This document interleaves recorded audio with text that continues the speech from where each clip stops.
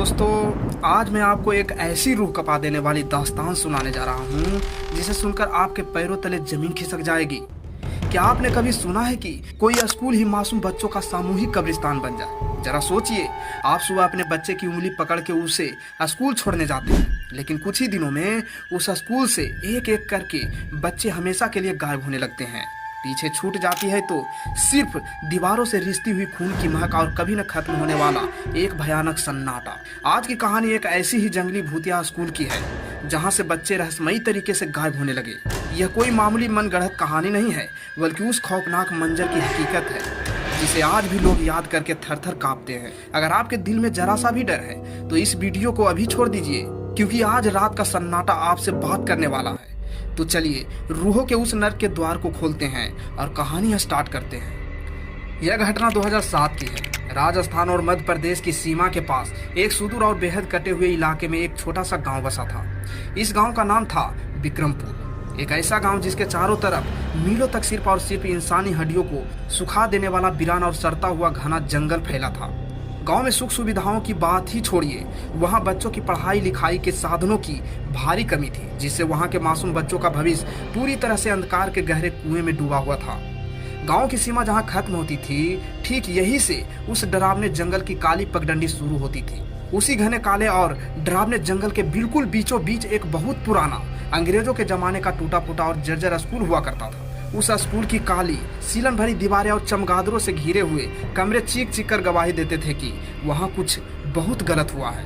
कहते हैं कि सालों पहले उस स्कूल के भीतर कुछ ऐसी अनहोनी और खौफनाक घटना घटी थी जिसके कारण ब्रिटिश सरकार ने उसे हमेशा के लिए सील कर दिया था। वहाँ जाने वाले रास्ते पर सिवाय कटीली झाड़ियों, जहरीली सांपों और रहस्यमयी पुरानी कब्रों के कुछ नहीं था। दिन के उजाले में भी उस रास्ते पर जाने से लोगों का कलेजा कांपने लगता था। लेकिन अचानक एक अजीब और रहस्यमयी रात के बाद पूरे गांव में यह खबर बिजली की तरह फैल गई कि उस खौफनाक जंगल वाले स्कूल की रातों रात मरम्मत कर दी गई है। किसी को पता नहीं था कि मजदूर कब आए, सीमेंट और रंग कहां से आया, पर वहां खंडहर अब एक चमचमाते हुए आलीशान स्कूल में बदल चुका था। सुबह सुबह जब गांव वालों ने जंगल के मुहाने से देखा तो स्कूल की नई पेंट की हुई दीवारें और उस पर चमचमाती हुई पीली रोशनी साफ दिखाई दे रही थी। अब वहां फिर से पढ़ाई शुरू होने वाली थी। गांव वाले अनपढ़ थे, गरीब थे और अपने बच्चों को शहर भेजने की हैसियत नहीं रखते थे। उन्होंने अपनी इसी लाचारी और बच्चों के सुनहरे भविष्य की खातिर ज्यादा सवाल जवाब नहीं उठाए। आखिरकार गांव में शिक्षा की किल्लत जो थी, उन्होंने बिना सोचे समझे झटपट अपने करीब 300 से ज्यादा बच्चों का दाखिला इस स्कूल में करवा दिया। पहले कुछ दिनों तक माता पिता तो बहुत संतुष्ट और खुश थे कि उनके बच्चों को मुफ्त में शिक्षा की इतनी बड़ी सुविधा मिल रही है, लेकिन उन मासूम बच्चों का हालात बिल्कुल अलग था। बच्चों के चेहरे से हंसी गायब हो चुकी थी। वे बहुत दुखी रहने लगे थे और उन बच्चों को स्कूल जाने का बिल्कुल मन नहीं करता था। हर सुबह बच्चे स्कूल जाने के नाम पर फूट फूट कर रोते थे, पैर पटकते थे और अपनी माताओं के आंचल में छिप जाते थे। माता पिता को लगता था कि बच्चे सिर्फ पढ़ाई के डर से बहाने बना रहे हैं, पर हकीकत कुछ और ही थी। जब बच्चे शाम को स्कूल से घर लौटते तो बेहद उदास, सहमे हुए और पीले पड़ चुके होते थे।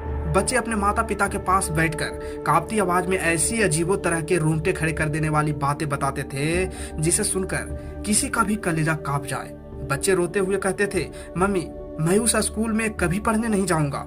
वह क्लास में हमारे साथ कुछ और बच्चे भी बैठते हैं जो सांस नहीं लेते, उनकी आंखें बिल्कुल काली है और वे पलके नहीं झपकाते। बच्चों ने बताया कि जब मास्टर जी ब्लैक बोर्ड पर लिखते हैं तो दीवार अपने आप रोने लगती है और उससे खून टपकने लगता है। एक बच्चे ने डर के कांपते हुए अपने पिता को जगाते हैं रात में ही और बोलते हैं कि पापा, जब हम लंच ब्रेक में टॉयलेट जाते हैं तो खिड़की के बाहर हवा में टंगे हुए सिर तैरते हुए दिखाई देते हैं, जो हमसे कहते हैं कि तुम भी यही रह जाओगे। बच्चे रात को सोते सोते अचानक चीख कर उठ बैठते थे, लेकिन लाचार और अनपढ़ माता पिता ने भूतों की इन डरावनी घटनाओं को बच्चों का वहम समझा और उनकी बातें नहीं मानी। दोस्तों, यहीं से असली खेला शुरू होता है। गांव वालों को अपनी इसी अनदेखी की बहुत भारी कीमत चुकानी पड़ी। कुछ ही दिनों बाद गांव में एक खौफनाक सिलसिला शुरू हो गया। हर 4, 5 या 6 दिन के बाद गांव का एक बच्चा रहस्यमयी तरीके से गायब होने लगे। बच्चे दिन भर स्कूल में पढ़ाई करके सही सलामत घर लौटते, रात को अपने माता पिता के पास ही सोते, लेकिन सुबह जब घर वाले उठते तो बच्चा अपने बिस्तर से गायब मिलता। गायब हुए बच्चों का कोई अता पता नहीं चलता था, न कोई सुराग मिलता और न ही कोई नामो निशान। कुछ बच्चों ने डरते डरते अपने मम्मी पापा को कहा करते थे, उस स्कूल के ठीक पीछे जंगल में एक बहुत बड़ा और गहरा तालाब है। उस तालाब के काले पानी के अंदर कोई बहुत बड़ा शैतान रहता है। वही शैतान टीचर के रूप में हम लोगों को पढ़ाने आते हैं और वही टीचर हम लोगों को रात में ले जाने के लिए आते हैं, बुलाने के लिए आते हैं, बोलते हैं कि पढ़ने चलो। माता पिता इतने सीधे और नासमझ थे कि वे इस बात का संबंध स्कूल से जोड़ ही नहीं पाए। उन्हें लगा कि कोई जंगली जानवर या बाहर का चोर बच्चों को उठा ले जा रहा है। वो सोच भी नहीं सकते थे कि इस बच्चे के पीछे वही भूतिया स्कूल है। जब इसी तरह धीरे धीरे कई बच्चे गायब हो गए तो गांव में कोहरा मच गया और फिर आई वह भयानक अमावस्या की रात। उस रात जो हुआ वो दिल दहला देने वाला था। एक ही रात में अचानक गांव के 5 बच्चे एक साथ गायब हो गए। रात में बच्चे के मम्मी पापा ने देखा तो वहां कोई बच्चा था ही नहीं, बेड पर बच्चा था ही नहीं। तो गांव वालों के सब्र का बांध टूट गया। अब उन्हें बच्चों की कही हुई उस तालाब वाली बात पर थोड़ा थोड़ा विश्वास होने लगा था। गुस्से और खौफ से भरे सभी गांव वालों लाठियां और टॉर्च लेकर सीधे उसी जंगल वाले स्कूल की तरफ दौड़ पड़े। जैसे ही पूरा गांव ढूंढते हुए स्कूल के परिसर के अंदर घुसा, वहां का सन्नाटा देखकर सभी का रोंगटे खड़े हो गए। वे स्कूल के पिछले हिस्से की तरफ बढ़े, जहां एक बहुत बड़ा पुराना तालाब था। जो बच्चे बोलते थे वो सच में था। वो सच में जैसे जैसे बताते थे वो वैसा वैसा सारे माहौल था। उसी तालाब के बिल्कुल बगल में एक गहरा पत्थरों से बना सदियों पुराना कुआं था, जिसके ऊपर लोहे की जाल टूटी पड़ी थी। जब कुछ हिम्मत वालों पुरुषों ने टॉर्च जलाकर उस गहरे कुएं के अंदर झांका तो उसके मुंह से चीख निकल गई।